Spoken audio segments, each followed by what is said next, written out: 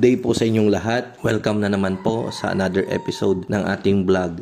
Gusto ko po muna kayong batiin ng isang maligayang Pasko at manigong bagong taon. Ayan. So sana nasa mabuti po tayong kalagayan at masaya po tayo ngayong Pasko. Kung pwede sana araw-araw sana maging maligaya tayo, hindi lang sa araw ng Pasko. Palagi po nating tandaan na ang Pasko ay araw ng pagkapanganak ng ating Panginoong si Jesucristo. Binigay po ng Diyos ang kanyang nag-iisang anak para tubusin po ang sangkatauhan sa ating mga kasalanan. Hindi po kinakailangan na sa araw po ng Kapaskuhan ay kailangang marami tayong handa. Hindi po yan yung totoong essence ng Kapaskuhan. Ang importante po ay nagmamahalan po tayong lahat. Nagbibigayan kung meron man para masaya po tayong lahat.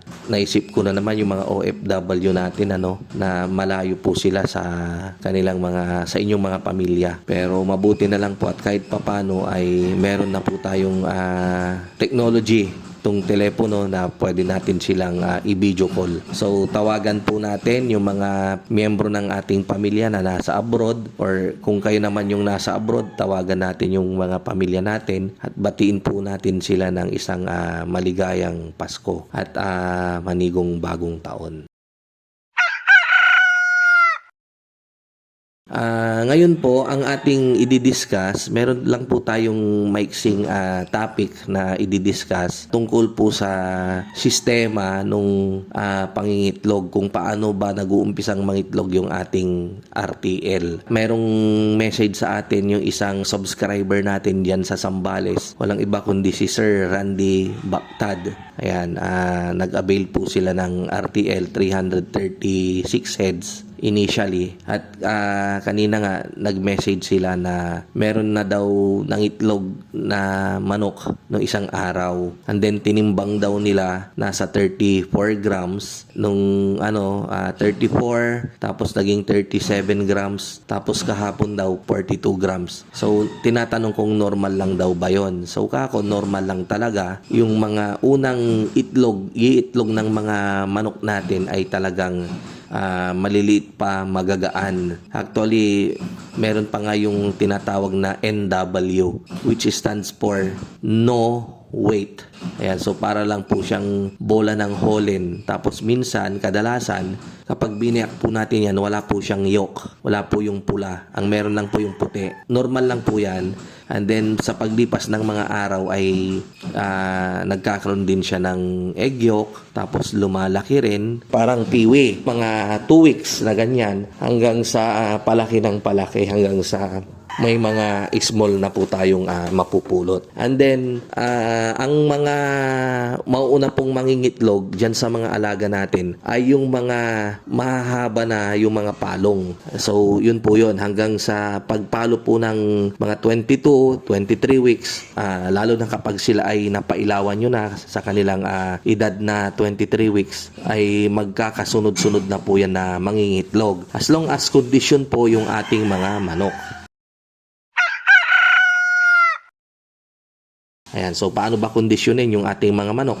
Sigurado nyo po na wala po silang sakit na malaria. Okay lang pong makagat sila ng lamok as long as hindi sila magkakasakit or tatamaan ng malaria na posibleng dala ng mga lamok kapag sila ay kinagat ng lamok. So paano po natin mapre-prevent or magagamot? Sa pamamagitan po ng pagpapainom natin sa kanila ng CXD3 or yung Pyrestat na nabibili sa poultry supply. Pyrestat. Ganun lang po yan.